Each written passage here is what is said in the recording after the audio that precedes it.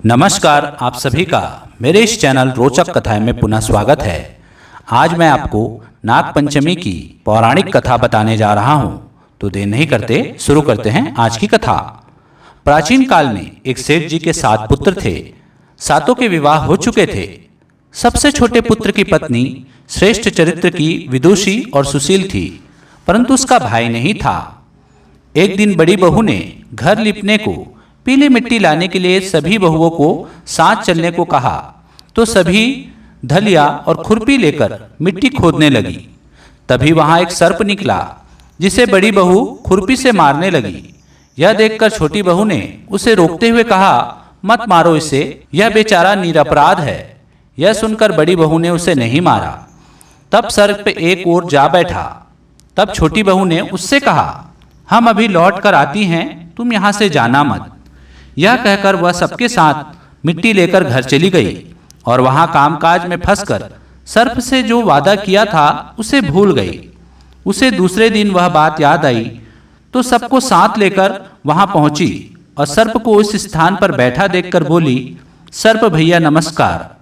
सर्प ने कहा, तू भैया कह चुकी है इसलिए तुझे छोड़ देता हूं, नहीं तो झूठी बात कहने के कारण तुझे अभी डस लेता। वह बोली, भैया मुझसे भूल हो गई, उसकी क्षमा मांगती हूँ। तब सर्प बोला, अच्छा तू आज से मेरी बहन हुई और मैं तेरा भाई हुआ, तुझे जो मांगना हो मांग ले। तब वह बोली, भैया मेरा कोई नहीं है, अच्छा हुआ जो तू मेरा भाई बन गया।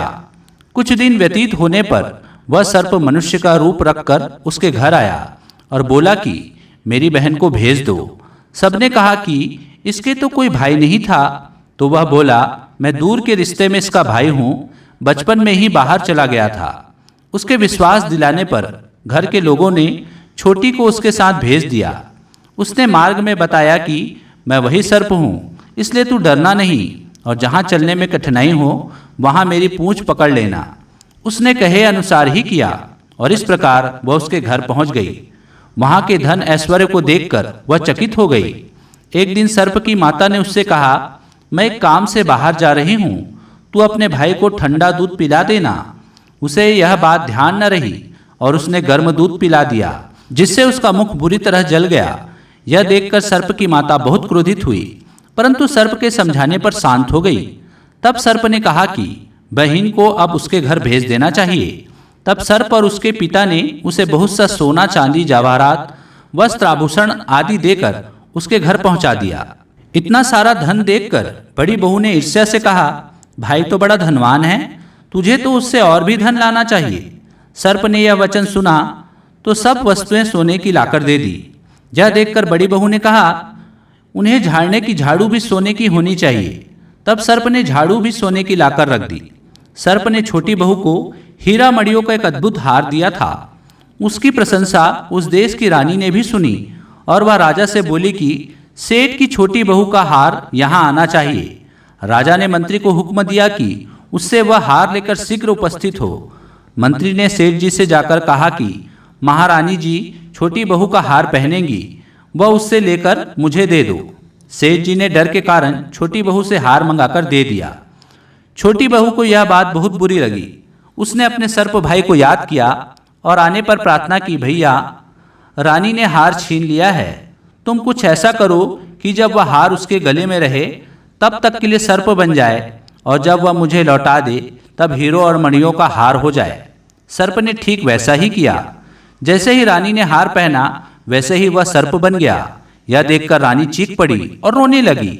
यह देखकर राजा ने सेठ के पास खबर भेजी कि छोटी बहू को तुरंत भेजो। सेठ जी डर गए कि राजा न जाने क्या करेगा। वे स्वयं छोटी बहू को साथ लेकर उपस्थित हुए।